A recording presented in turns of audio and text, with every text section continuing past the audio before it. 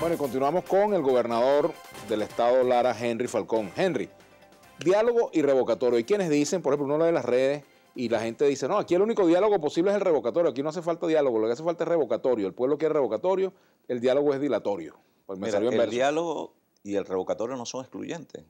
¿Cómo se Por el compagina? contrario, bueno, son complementarios. Incluso, fíjate, el diálogo o a través del diálogo que te decía antes, se puede lograr que haya un respeto no solo del Consejo Nacional del Tribunal Supremo, sino del propio Ejecutivo Nacional a los lapsos establecidos en materia referendaria, para que no hayan los retrasos y las tácticas dilatorias que vayan a llevar el referéndum para el año que viene, que en criterio de mucha gente, bueno, Inoficioso sería. bueno, inoficioso, no tiene la misma motivación, porque a la final no es un cambio. Y nosotros creemos, Vladimir, que la posibilidad de poder restaurar no solamente el funcionamiento institucional del país, la estabilidad económica, social, en Venezuela pasa por un cambio político. Pero ese cambio político, debido a las agudas circunstancias que nos presentan un momento con unas características y una crisis verdaderamente severa, bueno, lo que recoge la realidad práctica del país es que eso solo es posible a través de un acuerdo nacional, de un gran acuerdo que conlleve o que suponga, Vladimir, incluso reformas constitucionales de fondo, que también acuerdos programáticos en materia económica, en materia social y en materia política.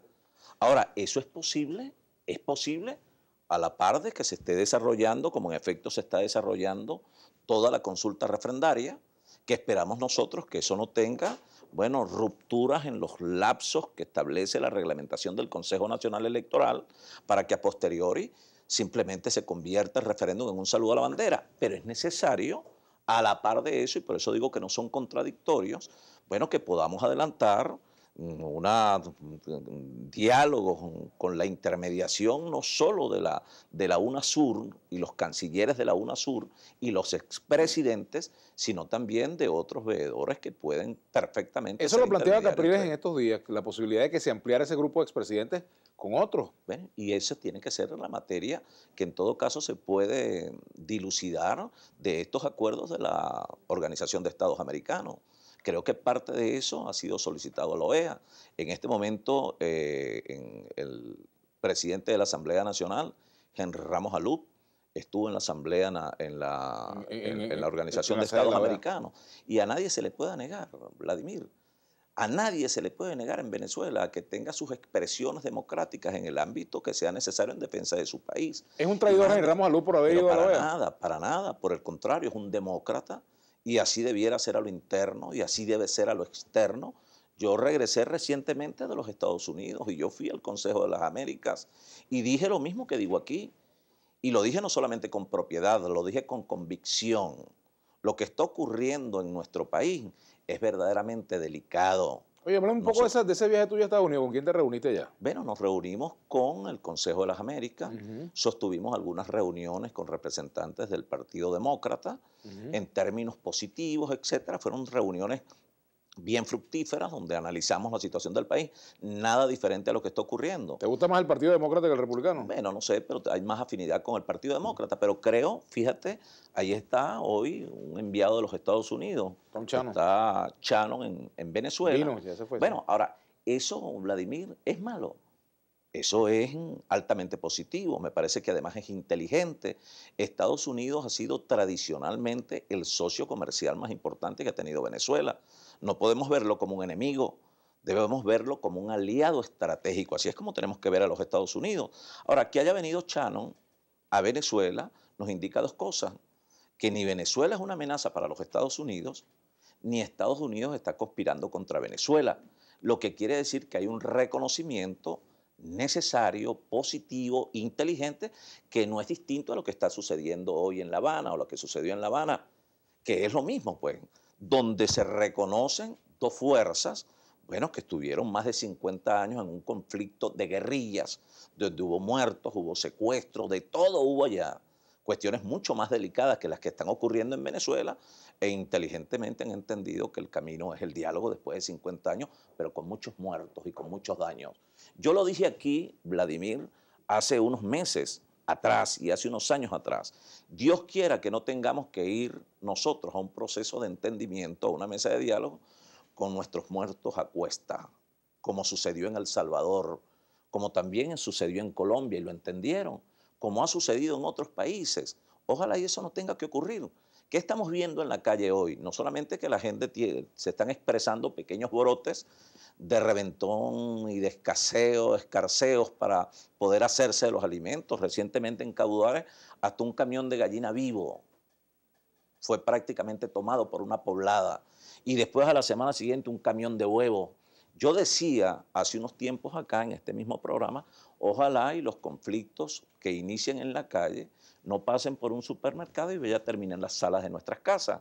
¿Qué está ocurriendo en las escuelas? Fundamentalmente en las escuelas bolivarianas. Y eso lo sabe el gobierno.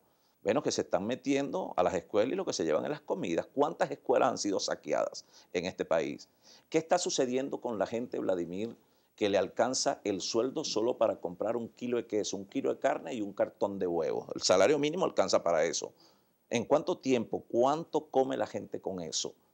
¿Para qué alcanza, Vladimir, el salario frente a la reducción progresiva de los productos regulados del mercado? No existen. Y la guerra que hay, la gran guerra que existe en las colas con los bachaqueros, que son conocidos igual por la Guardia Nacional. Los bachaqueros en las colas que se hacen de los productos regulados, que le dicen a las personas de aquí hasta allá 200 puestos, esos son nuestros, y entonces la gente por eso tarda horas en una cola para hacerse de un poquitico de alimento. Y de allí vayan a ver ustedes la talla de mucha gente que vive en los barrios. El problema, Vladimir, de la pérdida de pesos, pero no es la pérdida de peso del adulto, es la desnutrición de nuestros niños. El problema de la mortalidad materna, de la mortalidad infantil en Venezuela, asociado al hambre y a la pobreza. Ahora, eso no es materia suficiente como para que nosotros entendamos, los actores de la política, que no podemos dejar que los tiempos sociales nos pasen por encima y que los tiempos políticos tienen que ir a la par y que es necesario un ¿Pudiera esperar el entendimiento. referéndum revocatorio si se concretan acuerdos para resolver estos problemas? Pero es que ¿Tendría que esperar o no es necesario que espere? Pero eso puede ser materia de un acuerdo, Vladimir. Ujú. El referéndum revocatorio es una salida Decía Pepe política. Mujica que aquí hay que resolver el problema de la comida antes que Sí, revocatorio. bueno, pero es que ¿Estás de fíjate, acuerdo con eso? Vladimir, el referéndum, para poder lograr estabilizar económicamente el país, necesitamos una salida política. El referéndum es una de ellas, es la más expedita. ¿Está en capacidad Verdaderamente Maduro de dar un giro a la situación del país o ya no está en no capacidad? puede. El gobierno, ¿Ya se le agotó el juego? lo sabe, Vladimir. ¿Mm? El modelo desfasó, el modelo fracasó y el gobierno se ve superado por la crisis. El propio gobierno no puede controlar la crisis. Ahora, el gobierno no lo puede hacer solo, pero tampoco lo puede hacer el sector productivo. No lo podemos hacer solo nosotros, la oposición. Tenemos que ponernos de acuerdo, hermano. Y hay que ponerse de acuerdo para poder salvar el país. Yo lo estoy diciendo responsablemente una vez más. No esperemos a que haya una situación de conmoción social para darnos cuenta que pudimos hacer cosas que no hicimos. ¿Tú recuerdas cuando hicimos aquel programa que te dije aquí, Vladimir, cuánto se pudo hacer, por ejemplo, en aquel diálogo? El aumento del precio de la gasolina en aquel momento, hace 2 años. Si se hubiese hecho y otras medidas económicas, no estuviéramos pasando, Vladimir, las que estamos pasando, que no tenemos medicamentos. El 85% de los medicamentos escasean y el 75% de los alimentos escasean en este país rico, pero pobre en su dirigencia, fundamentalmente en el gobierno. Ya venimos, vamos a...